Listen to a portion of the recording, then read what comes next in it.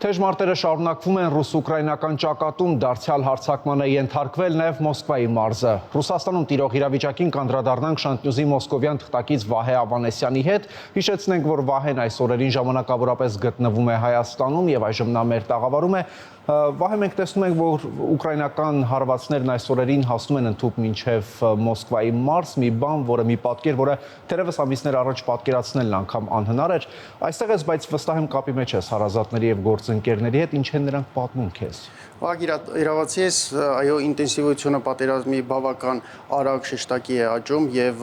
այդ ինտենսիվության հեղինակը կարելի ասել Ուկրաինան է հանդիսանում, այս պատերազմը ունի մի քանի ճակատ, բուն ճակատ ռուս-ուկրաինական սահմանը, դա նաև կա երկրորդ ճակատը, դա տեղեկատվական պատերազմն է եւ երրորդ ճակատը թիկունքային հարվածները։ Թիկունքային հարվածներում առաջնությունը կարծես թե Ուկրաինայի կողմն է եւ նրանք փորձում են այնպիսի հարվածներ հասցնել, որոնք լայն զանգվածների մոտ զգացնել կտան, իրենց մասշտաբը ավելի նկատելի կլինի ռուս սովորական քաղաքացիների համար, որովհետև առջևում սեպտեմբերին պետդումայի ընտրություններն են, համապետական ընտրություններն են Ռուսաստանում եւ Ուկրաինայում հույս ունեն, որ նման դժգոհության հետևանքով կարող են ընտրության արդյունքները լինել այլ, քան ենթադրվում է եւ դա կարող է բերել պատերազմի արագ ավարտին։ Ուստի նրանք հարվածում են, օրինակ 2 օր առաջ հարվածեցին Վայլդբերիսի խոշոր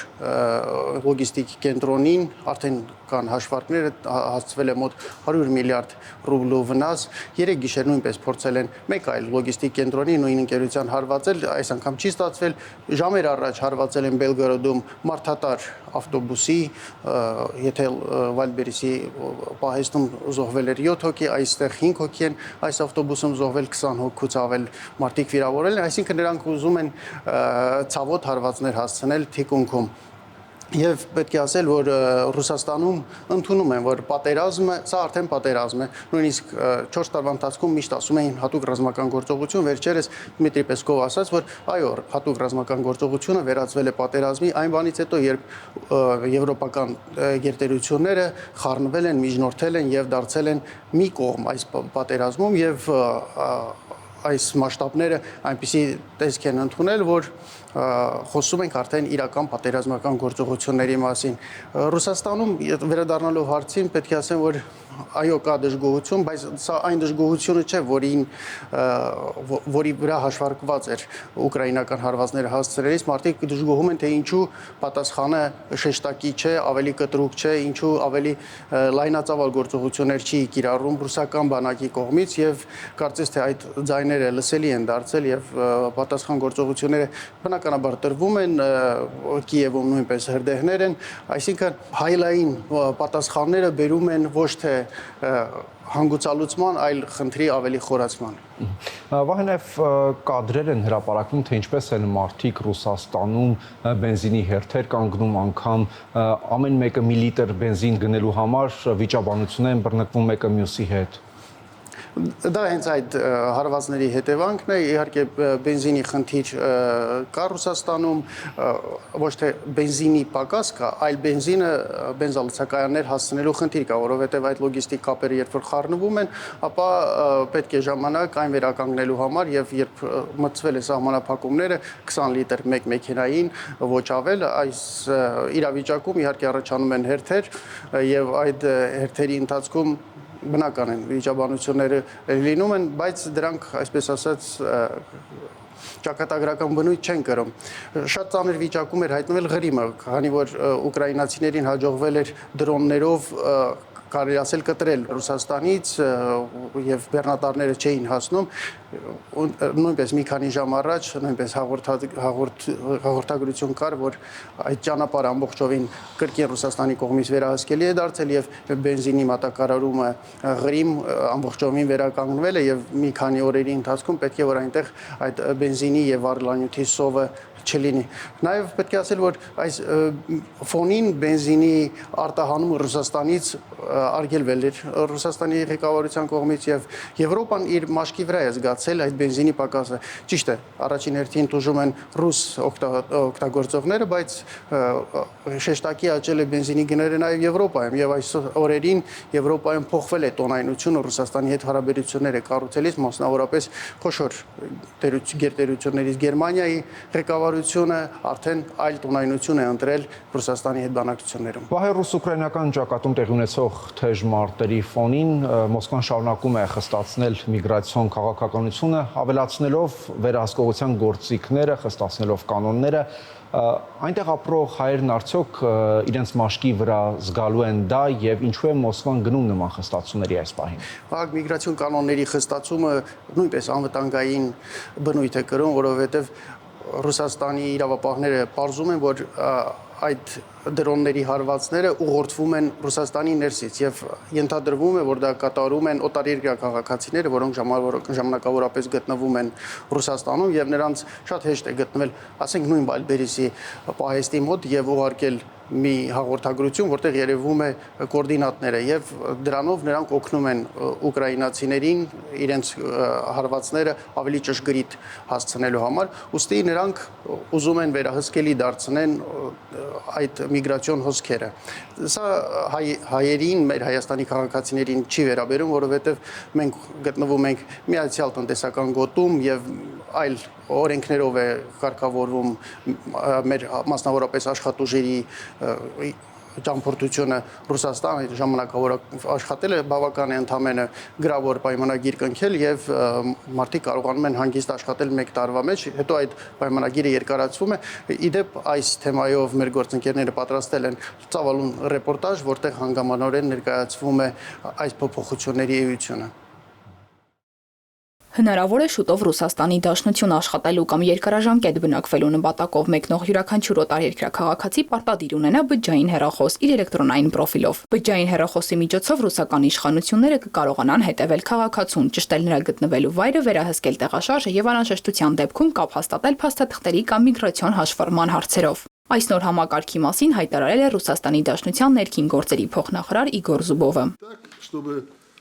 Յուրաքանչյուր միգրանտ, ով ժամանում է այստեղ հատկապես աշխատելու կամ երկար ժամանակով մնալու համար, պարտավոր կլինի հեռախոս գնել։ Նա չի կարողանա մի բնակավայրից մյուսը տեղափոխվել առանց վերահսկողության, փոխել իր բնակության վայրը։ Բացի դրանից, ներքին գործերի նախարարությունը հեռախոսի միջոցով կկարողանա նաև կապ պահպանել օտարերկրյա քաղաքացիների հետ միգրացիոն հաշվառման հարցերով, տեղեկացնելով փաստաթղթերի գործողության ժամկետի ավարտի կամ պետական մարմին դիմելու անհրաժեշտության մասին։ Սակայն սա նոր գաղափար չէ։ Միգրացիոն ծրագրերի փորձագետ Տաթևիկ Բեժանյանը հիշեցնում է 2025 թվականի սեպտեմբերի 1-ից Մոսկվայում եւ Մոսկվայի մարզում գործում է նմանատիպ փորձնական վերահսկողական համակարգ։ Ամինաբջջային հավելվածի միջոցով ներքին գործերի նախարարությունը հետևում է միգրանտներին։ Թեև այժմ քննարկվում է առանձին հեռախոս ունենալու պարտադիր պահանջը, միգրացիոն ծրագրերի փորձագետը ասում է, ինքը դեռ սկզբից է խորհուրդ տվել միգրանտներին հավելվածն օգտագործել առանձին բջջային հեռախոսում։ Գիտեք, Ռուսաստանի Դաշնությունում WhatsApp, Facebook, YouTube սրանք չեն աշխատում եւ դրա համար VPN է պետք։ Եվ եթե այն հեռախոսը, որտեղ Ամինա ծրագիրն է, փորձեն միացնել VPN, այս ծրագիրը ավտոմատ անջատվում է, ինչը բերում է հետևանքի, այն է անձի միգրացիոն հաշվառումը չեղարկվում է, այսինքն նույն պահին ինքը կարող է դառնալ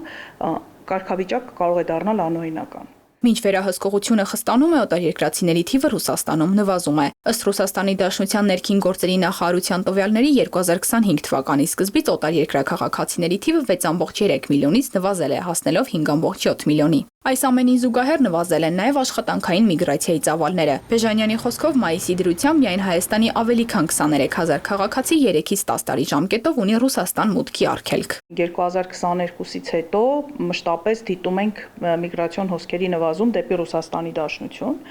Եվ եթե մինչև 22 թվականը 100-ից 120 հազար մարդու մասին էր խոսքը, ովքեր աշխատանքային կամ քաղաքիրավական պայմանագրով աշխատում են Ռուսաստանի Դաշնությունում, ապա այդ թիվը հիմա նվազել է 70 հազարի շուրջ է։ Այսինքն մենք 30 եւ ավել տոկոս նվազում ունենք։ Փորձագետի գնահատմամբ այս խստացումների հիմքում անվտանգության նկատառումներն են, որոնք մեծապես պայմանավորված են ռուս-ուկրաինական պատերազմով։ Սակայն այստեղ առաջանում է հարց, որքանով են նմանատիպ վերահսկողական մեխանիզմները համատեղելի անձնական կյանքի եւ անձնական տվյալների պաշտպանության միջազգային չափանիշների հետ։ Ռուսաստանի Դաշնությանը բացարձակ չեն հետաքրքրում որևէ միջազգային չափանիշներ։ Իրենց հետաքրքրում է միայն իրենց պետության անվտանգությունը եւ իրենք դրանից ելնելով կառուցում են իրենց մնացած քայլերը։ Սահմանափակումները միայն մեծահասակներին չեն վերաբերում։ 2025 թվականից միգրանտների երեխաները այլևս չեն կարող ընդունվել ռուսական դպրոցներ, եթե նախապես չեն հանձնել ռուսերենի իմացության քննություն։ Թեստերը միայն առաջին դասարանցիների համար բանավոր էին, երկրորդից 11-րդ դասարանցիների համար եւ բանավոր եւ գրավոր։ Եվ հարցերի 90%-ին պետք է երեխան ճիշտ պատասխանի, այլապես նա չի կարող ընդունվել դպրոց։ Մենք արդեն ունենք ահազանգեր, որ երեխաներ կան, որ այդ շեմը չեն կարողանում հաղթահարել եւ նրանց դպրոց չեն ընդունում։ Եվ որpիսի երեխան կրթությունից դուրս չմնա, կամ նա պետք է գնա վճարովի դպրոց, կամ ուղղակի պետք է վերադառնա իր քաղաքացիության երկիր։ Եվ հենց այդպես էլ պատկան մարմինները նշում են, ասում են, եթե չեք կարող այդ 90%-ի շեմը հաղթահարել, վերադարձեք ձեր երկիր եւ այնտեղ դպրոց գնացեք։ Բեժանյանի խոսքով այս սահմանափակումը իր ուղիղ ազդեցությունն է ունենում աշխատանքային միգրանտների վրա եւ խոչընդոտ հանդիսանում այն ընտանիքների համար, որոնք ցանկանում են միասին տեղափոխվել Ռուսաստան։ Նման սահմանափակումներից է նաեւ այն, որ ընտանիքի անդամներին իր հետ տանելու համար միգրանտի աշխատավարձը պետք է համապատասխանի տվյալ բնակավայրի նվազագույն սպառողական զամբյուղի չափին, բազմապատկված ընտանիքի անդամների թվով։ Օրինակ, եթե Մոսկվայում դա մոտավորապես 22000 ռուբլի է, 5 հոգանոց ընտանիքի դեպքում 22000 անգամ 5։ Եվ եթե այս գումարից պակաս եղավ, ուղղակի աշխատանքային միգրանտը չի կարող իր պայմանագրով երկարացնել ընտանիքի անդամների ռեգիստրացիան Ռուսաստանի Դաշնությունում։ Ընդամենը օրեր առաջ Ռուսաստանի Դաշնության Պետդուման ընդունեց նաև օրենքների նոր փաթեթ, որով կրկին խստացվում են միգրանտների կեցության կանոնները։ Ըստ նոր կարգավորման աշխատանքային թույլտվությամբ աշխատող օտարերկրյա քաղաքացիների երեխաները 18 տարին լրանալուց հետո պետք է կամ լքեն Ռուսաստանը կամ 30 օրվա ընթացքում ստանան աշխատանքային թույլտվություն։ Սակայն այս փոփոխությունը, ինչպես նշում է Տաթևիկ Բեժանյանը, չի տարածվում Հայաստանի քաղաքացիների վրա։ Նրա խոսքով, որպես ԵԱՏՄ անդամ երկրի քաղաքացիներ, հայերը Ռուսաստանում աշխատանքի համար աշխատանքային թույլտվության կամ պատենտի կարիք չունեն։ Նրանք աշխատում են աշխատանքային կամ քաղաքացիաիրավական պայմանագրի հիման վրա։ Նոր սահմանափակումը վերաբերում է միայն այն օտարերկրյա քաղաքացիներին, որոնք աշխատում են պատենտով կամ աշխատանքային թույլտվությամբ։ Այսպիսով Ռուսաստանի միգրացիոն քաղաքականությունը փոխվում է արագ տեմպերով, եւ եթե նախկինում վերահսկողությունը սահմանափակվում էր մուտքի եւ փաստաթղթերի ստուգմամբ, ապա այժմ այն տեղափոխվում է նաեւ թվային հարթակ վերափոխելով միգրանտների առօրյան եւ սահմանելով կյանքի նոր կանոններ։